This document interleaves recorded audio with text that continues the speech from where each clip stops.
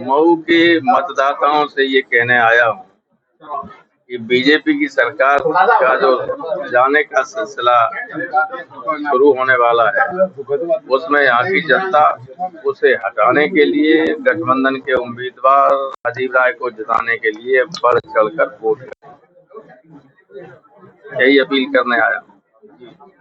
Samajwadi party पर लगातार जो विपक्ष है परिवारवाद का आरोप लगा रहा है।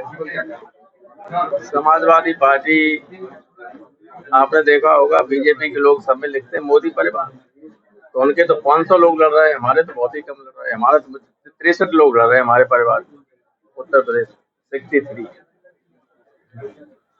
कैसे करेंगे? समाजवादी पार्टी से रामहरि चौहान ने उन्होंने छोड़ दिया। कौन है ये?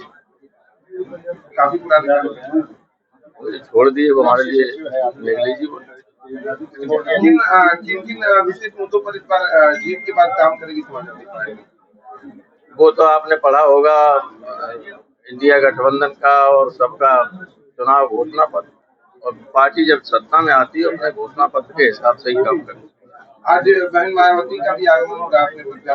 अच्छा है, वो कम से कम अपने एक उम्मीदवार के लिए तो आ रही है, अभी तक तो कहीं जा ही नहीं रही। 400 के पार आपकी 400 के पार आपकी क्या 400 कह रही है? 400 के पार आप क्या कहेंगे? वो 150 से 170 के बीच में है, बस इससे ऊपर नहीं। आपने देखा नहीं प्रधानमंत्री की भाषा कैसी हो गई है? ये कोई जीतते हुए की भाषा नहीं होती, ये हार की बौखलाहट की भाषा होती है। वो जो उत्तर और दक्षिण की बात करने लगे, जीकल की नहीं की। कभी कोई प्रधानमंत्री अपने देश में लोगों को ऊपर उत्तर और दक्षिण बांटने के लिए बात नहीं कर सकता। के जो बड़े बयान है, इसको किस रूप में देखते हैं? क्या के जो बड़े बयान आ रहे हैं, उनके तो बड़बोले आते ही, उनको कोई सीरियसली लेता है? आप लोगों को भी नहीं लेना चाहिए। भाजपा के लोग की समाजवादी और कांग्रेस का संविधान खतरे में, देश का संविधान खतरे में।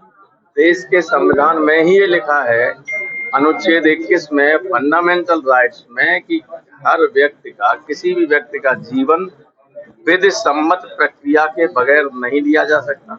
यहाँ रोजाना फर्जी इनकाउंटर होते हैं, जेल से बाहर भी आदमी असुरक्षित, जेल के अंदर भी असुरक्षित, और पुलिस कस्टडी में भी असुरक्षित। रोज मारे जा रहे हैं। गाजियाबाद में मेरे ख्याल से कुल मिलाकर जो एनकाउंटर हुए, मरे तो कम है लेकिन एनकाउंटर हुए 400 से ज्यादा, और सबके पैर में गोली लगती, किसी का जीवन सुरक्षित नहीं। तो जब संविधान ने जो गारंटी दी है, वे गारंटी ही खत्म की जा रही हैं, तो संविधान कहाँ सुरक्षित है? अब वो तो खुलेआम कह रहे हैं। कर्नाटक के एक सीनियर बीजेपी के एमपी ने कहा कि संविधान बदलेंगे। अयोध्या से जो लड़ रहा है बीजेपी का एमपी है, उसने कहा कि 400 से पार इसलिए चाहिए कि नया संविधान लिखा जाए। नाथूराम मिर्धा की बेटी है, 2 बार दूसरी बार लड़ रही एमपी है, कीर्ति मिर्धा, उसका आप सबने चला ही रहे अपने चैनल में, कह रहे संविधान बदलेंगे। सतीश गौतम अलीगढ़ से बीजेपी के 2 बार के एमपी अब उम्मीदवार है। उनकी जनसभा में उनकी महिला बड़ी नेत्री बीजेपी की कह रही है कि संविधान बदलना इसलिए जरूरी है क्योंकि जो लोग हमारी जूतियां साफ करते थे, वे हमारे बराबर बैठने लगे इस संविधान की वजह से। इस संविधान हटाना जरूरी है। किसी भी बीजेपी के बड़े नेता ने इन लोगों के खिलाफ कार्रवाई नहीं, किसी ने खंडन नहीं किया। तो हमारा जो आरोप, हम तो लड़ ही रहे हैं इसलिए संविधान बचाना है।